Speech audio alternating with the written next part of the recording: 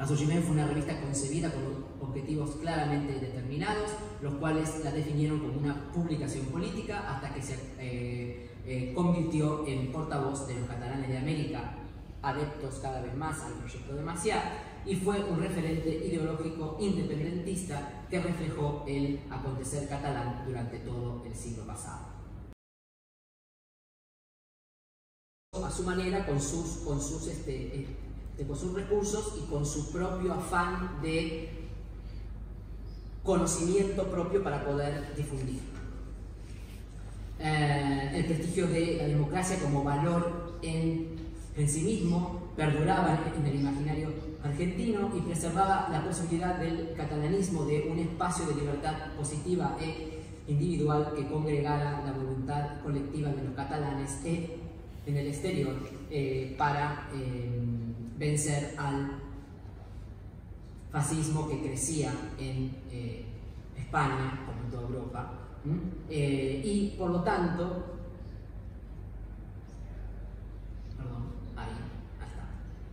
promovió algunas actividades de relación e intercambio cultural, y en ese contexto se publicó en el año 36 una versión en catalán del Martín Fierro, el poema por antonomasia, que también forma parte de la construcción de la identidad argentina, para que llegara a la colectividad catalana que quería leerlo en catalán.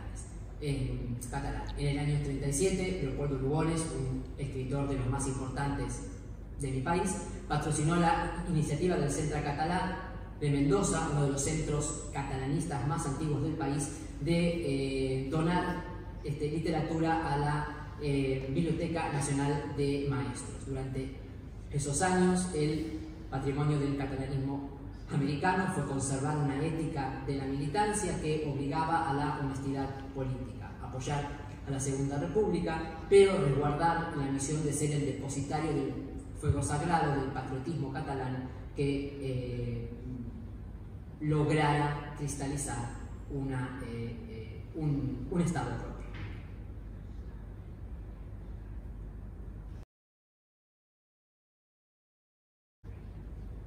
En el ambiente cultural argentino, Nadal no solo pensaba en el pasado de Cataluña, sino que el presente también ocupaba un espacio central de la revista, porque él decía: si la gente no se identifica con lo que es hoy Cataluña, hoy de 1930, ¿no? ¿A qué patria va a querer volver? ¿Y qué patria va a querer defender? La patria del pasado ya no existe, es pasado. Por lo tanto, él lo que hacía era difundir el quehacer cotidiano catalán y las novedades que el siglo XX introducía en Cataluña. Esta información era presentada a través de secciones fijas como noticias, información general de Cataluña, confidencias, crónica catalana, donde se explicaban las características de la vida habitual del siglo XX en Cataluña.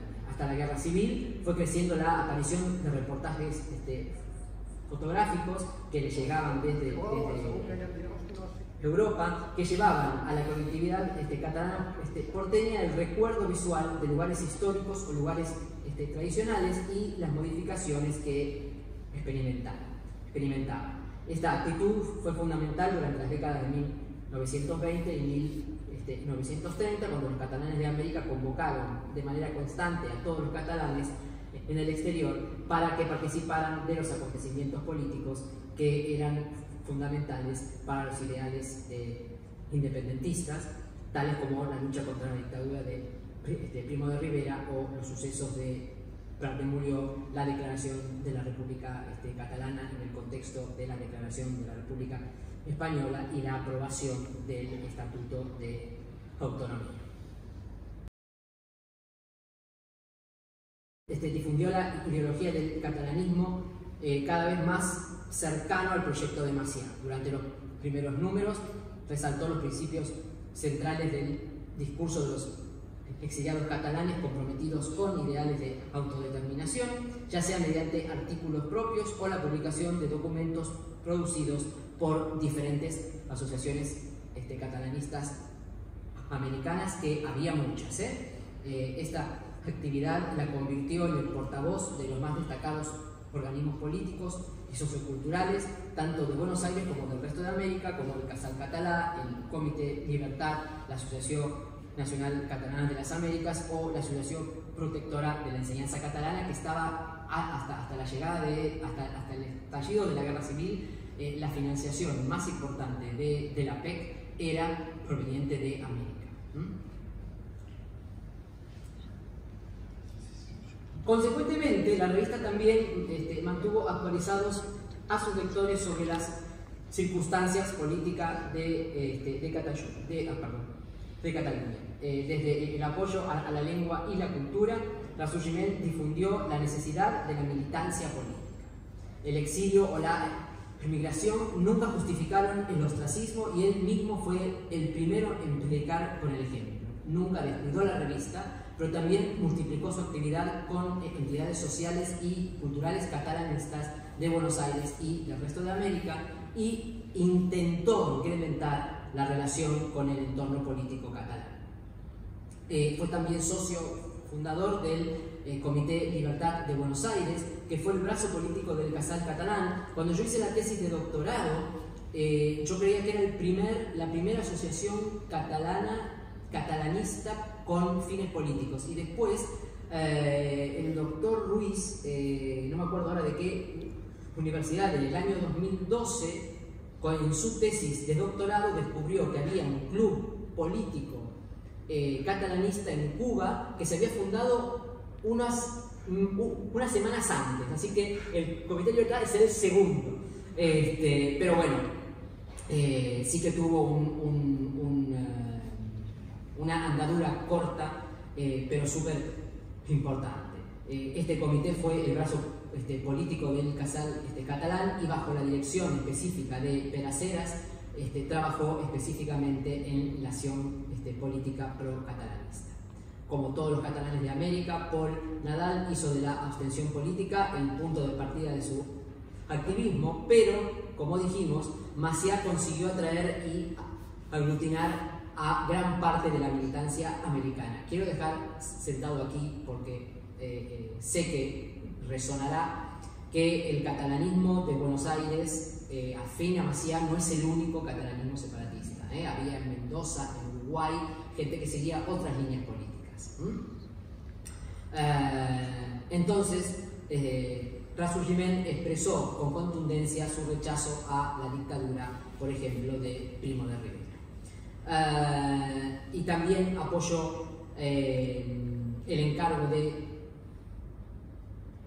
Macià a los catalanes de América para que lo ayudaran a proveer del capital para la financiación del proyecto de Estado catalán. Ressurgiment dedicó grandes esfuerzos para conseguir que las comunidades catalanas, argentinas y americanas colaboraran, publicó la convocatoria de Macià, analizó la situación política por la cual se atravesaba en España y finalmente instó a contribuir económicamente. Después de los hechos de Prat de Murió, que acabaron con el final, con el fracaso del proyecto de Macià, Nadal fue protagonista junto a los miembros más importantes del Casal Català de Buenos Aires y del Comité Libertad de conseguir la residencia legal de Macià durante su exilio americano. En el año 31, con la declaración de la República Catalana, defendió la revista la necesidad de apoyar a las decisiones de las autoridades que se habían elegido constitucionalmente, porque decía Nadal que no había mejor entorno que el entorno democrático para lograr la independencia. ¿Por qué? Porque por más problemas que pudiera haber, o disenso que pudiera haber, o oposición, una democracia siempre daba el espacio, por lo menos en teoría, para discutir. En una dictadura ese espacio no existe. Por esa razón, al estallar la guerra civil, el respaldo al bando republicano fue una prioridad. La línea de pensamiento de Ressurgiment, que reflejaba la del catalanismo separatista porteño, propugnó una obediencia inteligente y crítica. En esos años estableció claramente la política editorial al integrar un rechazo explícito al fascismo. Catalunya segueix aportant a la defensa de la llibertat i la democràcia contra el feixisme interior i exterior, la seva cooperació més decidida fins que l'enemic comú sigui vençut.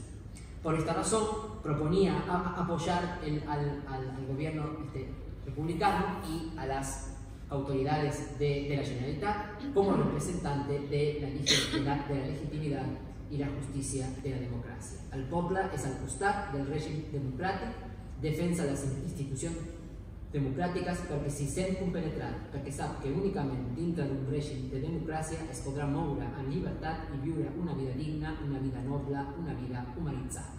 Durante los años de la guerra, la revista se convirtió en un intermediario capital entre las necesidades de la sociedad catalana y los esfuerzos humanitarios que desarrolló la comunidad catalana de América, sobre todo la de Argentina, pero no solamente.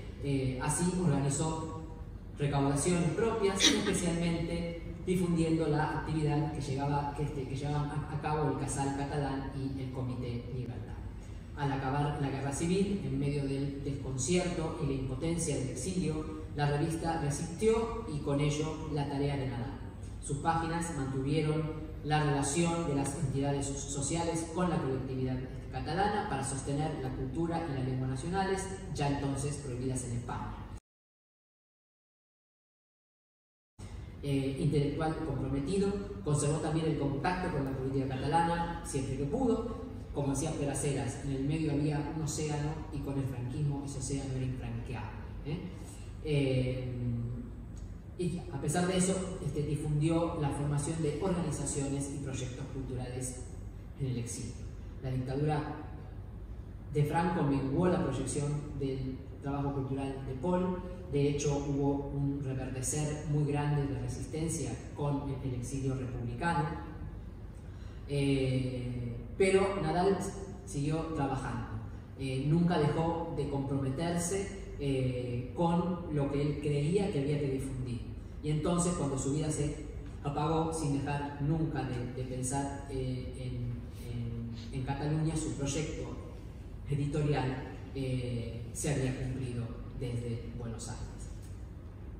La vida intelectual de Nadal transcurrió entonces como una prolongación de Cataluña en el exterior. Este condicionante lo llevó a mirar siempre más allá del Río de la Plata, buscando atisbar la patria catalana, a privilegiar, reproducir y sostener la cosmovisión cultural catalana en la colectividad en el exterior. Esta no fue, sin embargo, una obliteración total. Su vida en la Argentina fue la oportunidad de desarrollar una militancia política efectiva a partir de la conservación de la cultura, gracias a la importancia que el país había dado a la libertad de pensamiento. Como parte de los catalanes porteños, construyó una imagen de la Argentina que integró a su cosmovisión y sobre todo a su historia. Como componente fundamental de su identidad nacional, la posibilidad de percibir un pasado americano fue el punto de partida desde el cual concebir un presente proactivo para colaborar en el diseño de un proyecto nacional catalán para el siglo XX. Como vocera del grupo, Ressorgiment reflejó esta construcción teórica del país de acogida para el catalanismo porteño y supo darle coherencia a lo largo de 4 décadas, poniendo en evidencia la lucidez del grupo para integrar a su basamento teórico la influencia de la arena política y el imaginario del país de acogida. Como historiadores y como personas, y aquí miro, esta para mí es la portada más importante de Ressorgiment. Si bien a mí me gusta mucho la primera y me gusta mucho la roja, creo que esta es la que refleja muchísimo y sobre todo la idea de Ressorgiment. Un hombre joven, con fuerza, que defiende un retoño que puede estar cortado, pero que tiene el alma y que está bendecido y cultivado por el sol, que es la bandera. Para mí esta es la imagen que define lo que es Ressorgiment desde el 16 hasta el 72. Todo lo demás está perfecto, pero para mí esta, si yo tengo que elegir una, es esta.